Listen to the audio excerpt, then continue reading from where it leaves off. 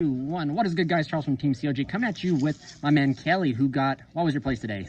Third with. Now tell us what you got it with. I got it with, as I call it, Bear Force 1, aka Ursartics. Yeah, so let's go ahead and jump into the profile and yeah, let's go. Okay, as far as the big guys, we should be running 3 McBillis, or Megabillis. I'm going off of the tuners first.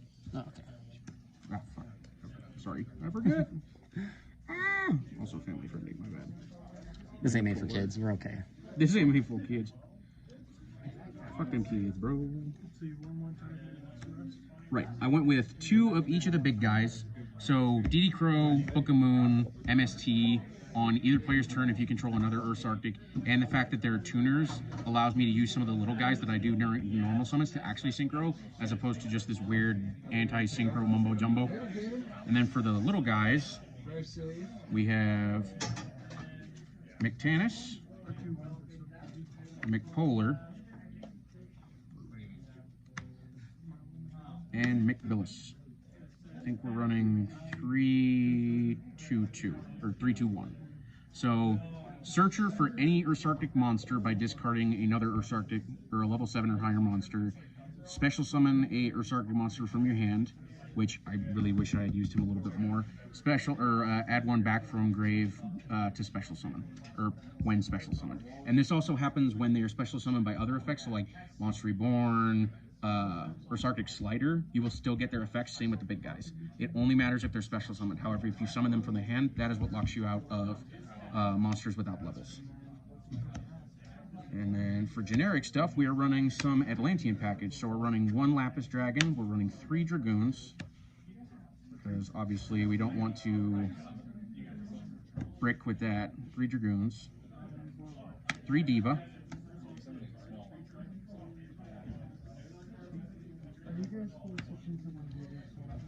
we got 3 Diva. Obviously, Diva's one of the playmakers. Like, after been messing with this deck for about a couple of weeks, running the Neptibus with her. It's usually a 1-card Ursartic Polarity, because he just cares about a tuner and a non-tuner that are 1 level difference apart and 2/-1. Yeah, we like the 1-card combos. And then we run 1 copy of Nibiru, 2 Deep Sea Minstrel, 1 on the side. This is the this is the out to Ash, or Imperm, or something that you don't want to mess with. Nibiru, obviously, it's not a brick because you can just tribute it off if you're having to go first. I've just run it as a 1-of because I keep 2 others on the side. Just as like, hey, I'm going second because I lost the dice roll. 2 of the Mystical Dragon. I just love the effect that like I can protect any of my Ursartics, or if I need to use it for a piece for Ursartic, since it's a level 7, pitch, summon a dude, and then we're running 1 Deep Sea Artisan just to get away with summoning another Sea Serpent, and if we add her off of Dragoons or yeah, it's just Dragoons, sorry. So if we add her off Dragoons, we get to look at our opponent's hand. Also, if she's special summoned, we can special summon a level 4 or lower from the graveyard, allowing for a little bit more combo potential. For generic spells, we're running 1 for 1, and that's it. And then we are running Ursartic Departure, as if I'm not mistaken, a 3-of, because this card, literally pitch any card. When this card first came out, I thought it was a monster to get the effect. No, it's just pitch a card, get 2 Ursartic monsters. And once we get the draw 7 card, this card is just ridiculous. It just starts your whole combo and just allows you to keep going and going and going and going and going. And then we run 2 of the field spell. When I first started playing this deck, everybody would Cosmic Cyclone or pop my spell, and I couldn't keep using it. With the second one, I can get a second use off Polari, as well as just, hey, back up if I need to. Even top decking it's not the worst thing in the world. And the fact that it allows you to use your Ursartics in the graveyard for banished material for their effects is just kind of icing on the cake.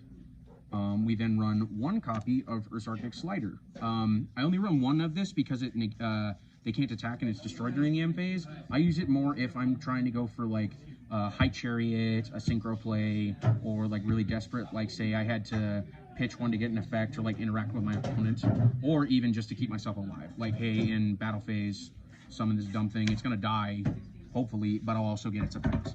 So say if it's a McPolar, you get a search. If it's the McTanish, you'll get something back. And if it's the McVillis, if you have another one in hand, you can then summon it and possibly disrupt your opponent during the battle phase. This is my favorite bit of spice. 3 Fury of Karyushim, because the whole deck's water, so you just search out Torrential Tribute, and then you can keep the monsters you summon. So it gives you a free interaction on your opponent's turn, and it basically turns Torrential into a one-sided Regeki on your opponent's turn, which I love, and it has worked like twice. We were only running 2 Deep Sea Aria. I was running 3, but I felt that adding the second dragon, the ritual monster, helped me out better because of like the non-targeting. Imperm's running rampant right now, and I kind of want my effects to resolve. This is okay. I can also use it to just bait Nash because like I'm just searching the Sea Serpent. Though sometimes it's an excellent top deck because then you top deck top deck this, get the Diva, Neptibus. You don't even have to use Neptibus effect. You're then immediately into the Polari, and then you're set. And then obviously 2 Torrential Tribute because the damn thing's searchable. Like we're technically running 5 copies of the thing. And it's coming clutch. I've had fun. You'll actually see on the channel there was a battle that I had with Salamangreat where this came in. Didn't come up when I wanted it to, but if I had noticed that he hadn't sent the spinny, it would have been like just all she wrote. And then we're running 2 Quint Charge. So this is the deck's out to Dark Ruler No More. Oh my goodness. Droplets, Imperm. You can use this to summon one of your big synchros on your opponent's turn. Which I actually missed timing earlier today in a match against Charles himself here. And because I could have used this to summon the Septarion during his turn to avoid the Dark Ruler No More. Yep, after I Dark Ruler, he could have just made another one. Yep, and then also the fact that it recycles them back. So like it's just add an Ursartic card from your graveyard. So like say someone pops the Slider or the Filth Spell, you can just grab it back. It's like, okay, thank God I am able to at least recur somewhat. So that is the main deck. I am running, if I'm not mistaken, 40 cards. Might be 41. But then we are running 2 Ursartic Polari. Games only usually last long enough for me to summon 2. I have 2 Septarion. This card is just great right now with format. So many link monsters, like you've got Salad, Tri-Brigade, BA, Phantom Knight, and just any deck right now that's using links or is like heavy reliant on links. He just is an instant shut off. I'm actually thinking about adding this archetype with Sword Souls, since they both use levels, and once we get the draw 7 card, then you can just summon the Ursartics, and then you can keep going with the Sword Soul stuff, and neither one of the decks counteracts with one another. Yeah, so you can wind up with a Fleur, a Septarion, and the negate for Sword Soul, which I feel is kind of nutty. Like that's a lot more interaction than I would expect. We're running 1 Grand Chariot. I usually only summon him if I think I'm going to go for game, or if I'm trying to get rid of a really nasty problem. Like, oh hey, they have a giant monster I can't destroy, or can't attack over. I gotta get rid of it. And yeah, like the fact he's a 27. Also, like the fact that he can quick effect tribute a monster from hand or field to negate a target effect has come in handy a couple of times. Like say Imperm, monster effect to target. Just keeps it alive, or keeps, like, say, Septarion alive. Like, oh, hey, I target with Imperm. I'll sack myself off, keep it, and then they basically wasted the Imperm. We're running 1 Coral Dragon. He also is used to make the Polari effect. You can actually chain block to make sure your Polari or the draw is going through, because the activation from a deck and then draw 1, and then you can use that to just keep going. We run 1 Deep Sea Prima Donna. I have summoned her a grand total of 3 times, but when I get to summon her, you just get to keep going. I actually used her to summon the next one, Dragite, which it's cool to have a spell and trap negation when your whole deck is completely waters.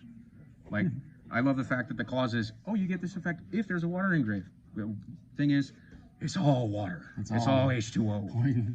We then run Shen. If you open up too many Ursartics, like if you open a Diva and like say 2 Polari and one of the big ones, you can keep going, summon, end on a Septarion and a Shen, so that at least you're having a bit of interaction. Then we have Satellite Warrior.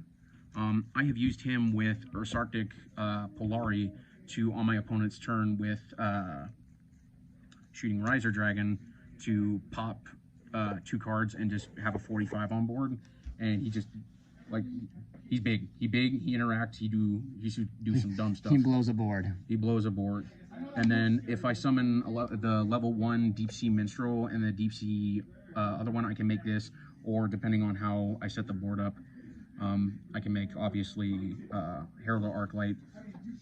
Solid, good card. Also, I can literally, after sending the Herald, add the Cervantes. Or Sarvis, whatever. and just avoid, like, targeting. It's like, oh, hey, I got to negate an effect and search another interaction. And then Quandax, I have not summoned him once, in all honesty.